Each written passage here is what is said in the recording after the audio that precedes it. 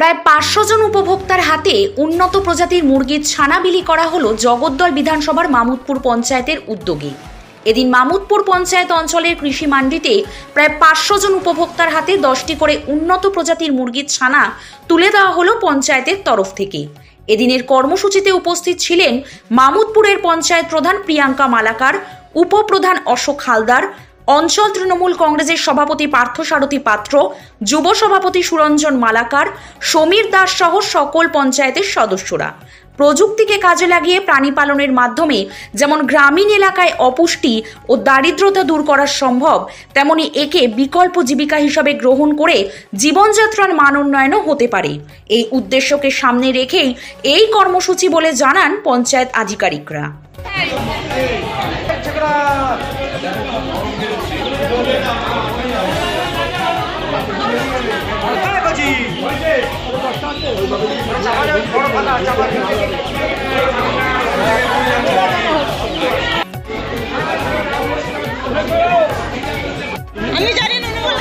দেখে নিতে হবে,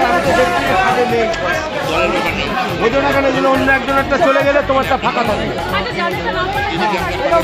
সবাই যাতে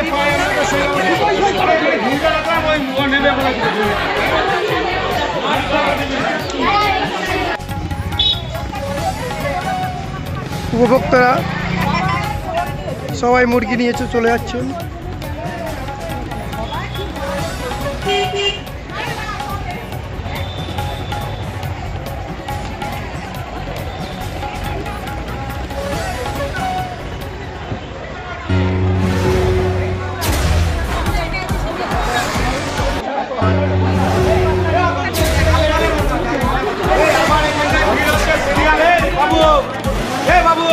সই করেছে কি এখানে আগে করেনি?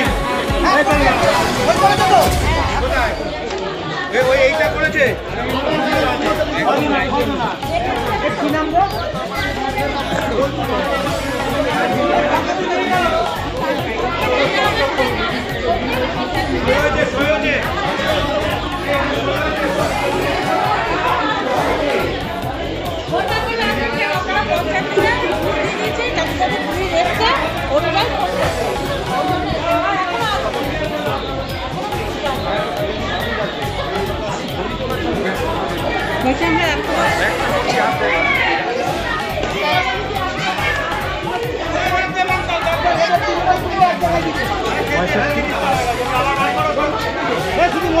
ষাটকে নিয়েছে, 60টা পঞ্চায়েতের সদস্যরা রয়েছে।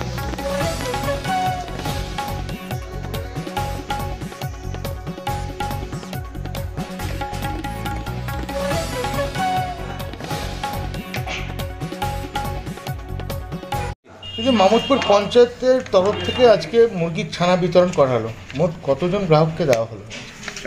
490 জনের নাম এসছে। লিস্ট অনুযায়ী আমরা সেইভাবে সব বিতরণ করে দিয়েছি। এগুলো কি লিস্ট অনুযায়ী দেওয়া হলো? পঞ্চায়েত থেকে ফোন করে ডেকেছে সবাইকে, উপভোক্তার হাতে আমরা মুরগির বাচ্চা তুলে দিয়েছি। যারা যারা এখনো পর্যন্ত পাননি কিংবা নাম নথিভুক্ত করেনি তাদের জন্য তো আগামী দিনে কোনো থাকবে সুযোগ? হ্যাঁ, অবশ্যই। যারা পায়নি তাদের তো দেওয়ার ব্যবস্থা করবো, এটা তো সবাই পাবে না। দাদা, এই যে গ্রামীণ অঞ্চলে পঞ্চায়েতের তরফ থেকে মুরগির ছানা বিতরণ, একজন ক্যান্ডিডেট কটা করে ছানা পেল?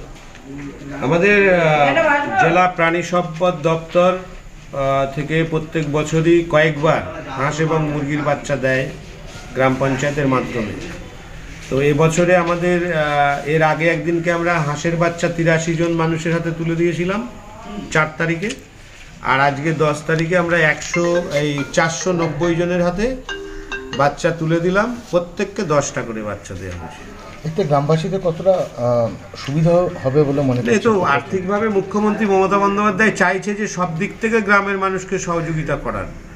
যারা পশুপালনের সাথে যুক্ত তারা যদি হাঁস মুরগি পালন করে অবশ্যই সেখান থেকে তাদের কিছু বেনিফিট হবে, এটাই মূল উদ্দেশ্য আমাদের। গ্রামের ভিতরে কিছু অসাধু মানুষ আছে যাদের দরকার নেই, তারাও নাম নথিভুক্ত করছে, সেগুলোকে আলাদা করে তার আপনারা? না, আমরা বিষয়টা হচ্ছে কি, অনেক মানুষের মধ্যে এখনো পর্যন্ত এটা নিয়ে নানান রকম মত আছে, কিন্তু আমি আপনাদের মিডিয়ার মাধ্যমে তাদের কাছে যে বার্তাটা দেব সেটা হচ্ছে কি, যারা প্রকৃত এই পশুপালন করেন হাঁস মুরগি গরু ছাগল, তাদেরকে অনুরোধ করব পঞ্চায়েতে একটা অ্যাপ্লিকেশন করতে, যে আমার এটা প্রয়োজন, এইটা বলে যে আমি এটা চাষ করি, আমার এটা প্রয়োজন, এই মর্মে তারা যেন একটা অ্যাপ্লিকেশন করে। তাহলে আমরা আগামী দিনে কি হবে, যখনই আমাদের কাছে লিস্ট চাইবে আমরা সেই নামগুলো দেবো যাতে সঠিক মানুষ পায়। আমরা এইভাবেই দেখি। আজকে মোট কতজনকে দেওয়া হবে গ্রাহক? ওই তো 490 জন আজকে পেয়েছে, প্রায় 500 প্রায়, মানে 490। আর গত 4 তারিখে হাঁসের বাচ্চা দেওয়া হয়েছে 83 জনকে। এরপরে আবার সেকেন্ড লিস্টেও আসবে, মানে চেষ্টা করছে সরকার সবার কাছে কিছু দেওয়ার জন্য। এবার আমাদের বৃহত্তর অঞ্চল 30টা এখানে মেম্বাররা রয়েছে, দেখুন এখানটা সকল মেম্বাররা বসে রয়েছে। তো এই বৃহত্তর এলাকার ভিতরে 30টা মেম্বারের মধ্যে যদি 450 ভাগ হয় তাহলে পার ওয়ার্ড পিছু 15 জন মানুষকে দিতে পারি। এবার 15 জন মানুষ যদি পায় তাহলে মানুষ তো সেখানে দেখা গেল যে 300 পরিবার কি 500 পরিবার কি 400 পরিবার, তাহলে আমরা অনেকটা মানুষের কাছে পৌঁছাতে পারছি না। এটাকে আমাদের প্রচেষ্টা থাকবে যে সকলের কাছে কিভাবে পৌঁছানো যায়। State of the art infrastructures, schooling for students. Gurukul Global School.